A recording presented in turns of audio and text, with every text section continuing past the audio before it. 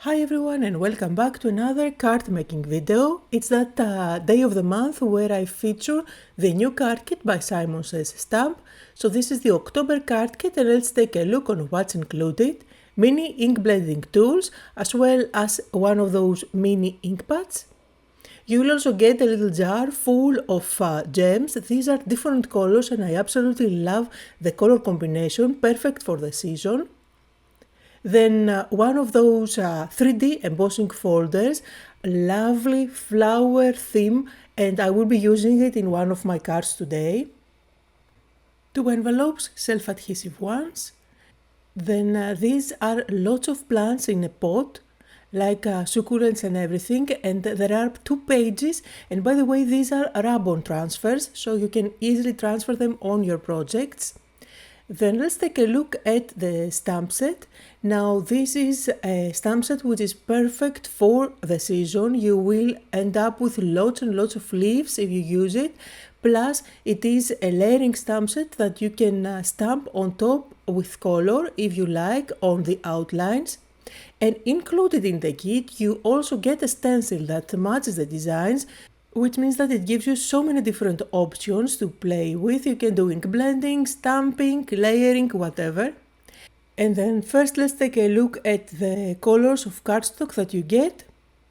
So with green, chocolate and ivory, lovely color combination. And finally the rice papers. I'm super happy and proud about the rice papers being in this kit, just because I designed them. Remember, these are from my secret diary collection with Stamperia. And I'm really happy to show you today a few ways on how you can use rice paper. You will find that it has lovely designs that you can use on your projects. Normally with rice paper, we use it for mixed media projects, but I will show you ways to use it on cards today. Now the rice paper is very soft to the touch and it's not as delicate as a napkin. It doesn't dissolve with water or liquid as easily. And if you look at the bag, you will see the fibers inside. So as I create the cards today, I'm going to share lots of tips on how you can use your rice papers. Now you can layer the rice paper on darker or lighter cardstock and it's still going to show. However, if I switch to a lighter, like the ivory cardstock, you will see that the designs are going to show even brighter. So always keep that in mind, the background really matters. Now you can use your scissors to cut out the rice paper, you can use your paper trimmer like I'm using here. It's going to work just fine and I will show you another way with water later on. So I cut out a piece and I want to use that as my background. There are many different ways that you can use to stick it down. I like to use rice paper glue, or you can use any other matte medium glue to stick it down. You can use that glue to seal it on top if you like, or you can use your glue stick or even double-sided tape. There are so many different ways that work with rice paper. And in this video I'm going to work with all 3 methods that I mentioned.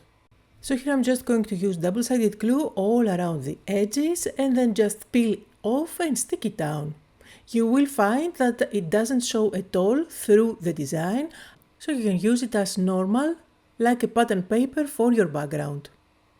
But it has a completely different feel than the paper. It is nice and soft, it gives a very elegant look and feel on your projects.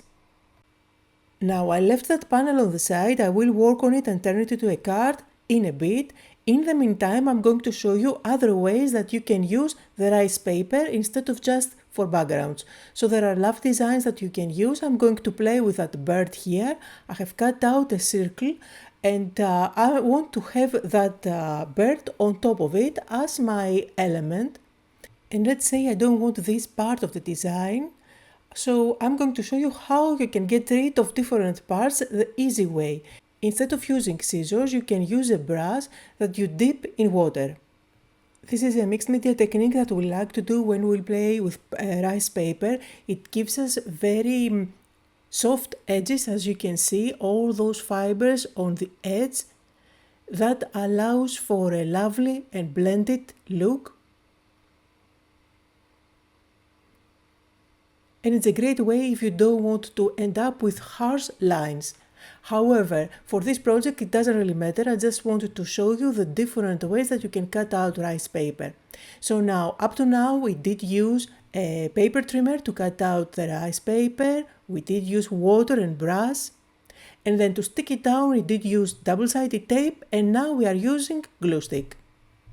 Now of course you can use your scissors to trim off any excess, and don't throw away anything. These are lovely scraps that you can layer one on top of the other. And finally, another thing that we like to do on the edges of projects when we play with rice paper is to use a sanding file. This technique is going to give you a lovely distressed look. Personally, I love to use rice paper for mixed media projects, art journals, as well as for covering albums or boxes. You can even use it on candles or even bottles just because it has those fibers and it's thin. You can easily wrap it around objects, which is going to cover them up beautifully without wrinkles. And now here I'm just showing you that you can layer it. They are going to blend nicely. You won't be able to see where that seam is just because we used that technique with the water and the brush. In any case, this part is not going to show the finished card, but I just wanted to show you that you can definitely layer rice paper. So what I'm doing is creating different elements that I will use at the end to put together my cards. Now I'm playing with this part of the rice paper, the flowers, and I want to stick them down on white cardstock. I'm just applying rice paper glue all over the place and I'm going to stick it on top. You can use any matte medium you have at home to stick it down, or any glue that is easy to spread with a brush.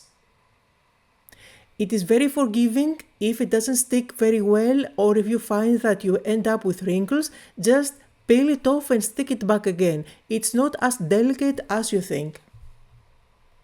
And now, as you can tell, we have turned it into a normal paper. So we can use scissors and cut it out. I'm going to fuzzy cut the flowers as well as the sentiments so I can use it on my card later on. I can pop it with foam squares and have some dimensional elements.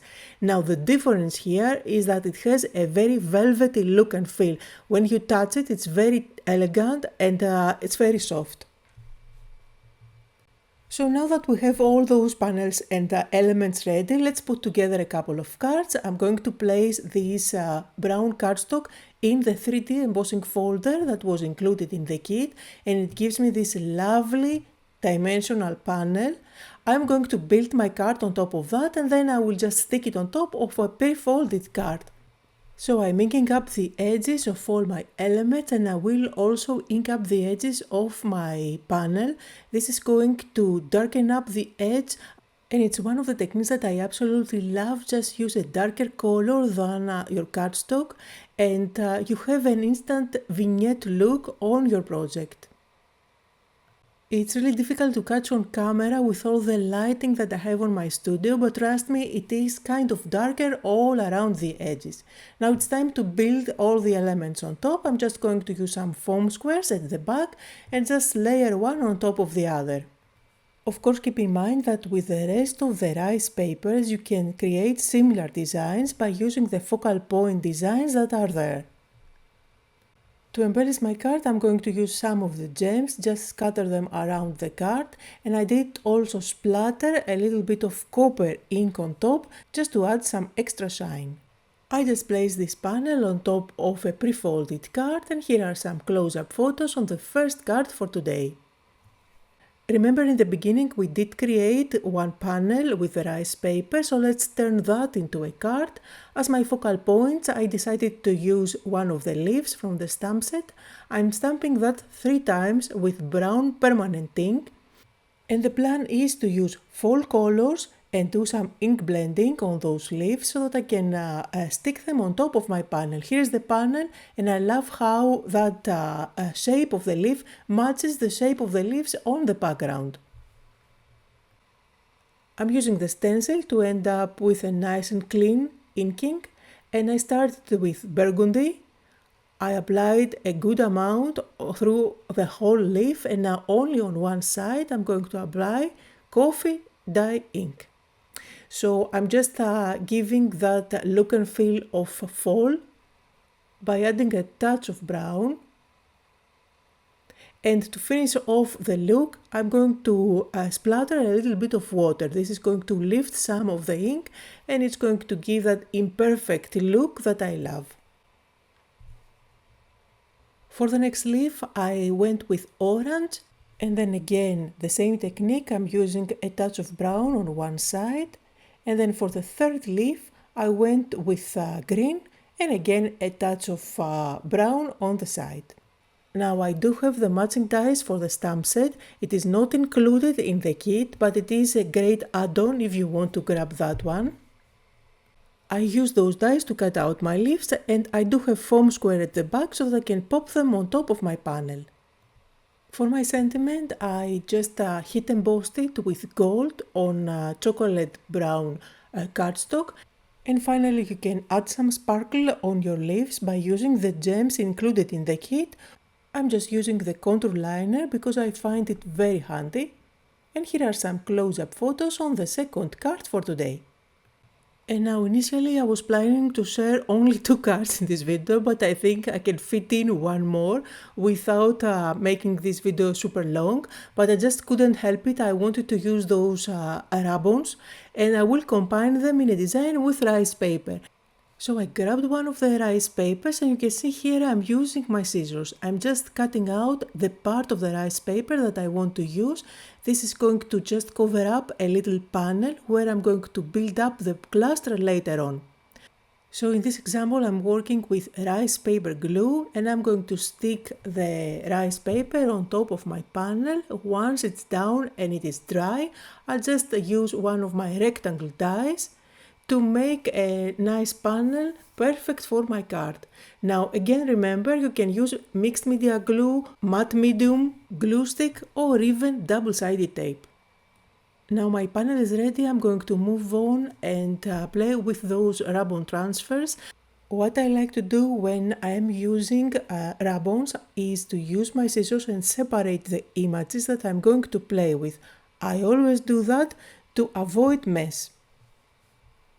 So I'm going to use 3 of those pots and I will just transfer them on white cardstock.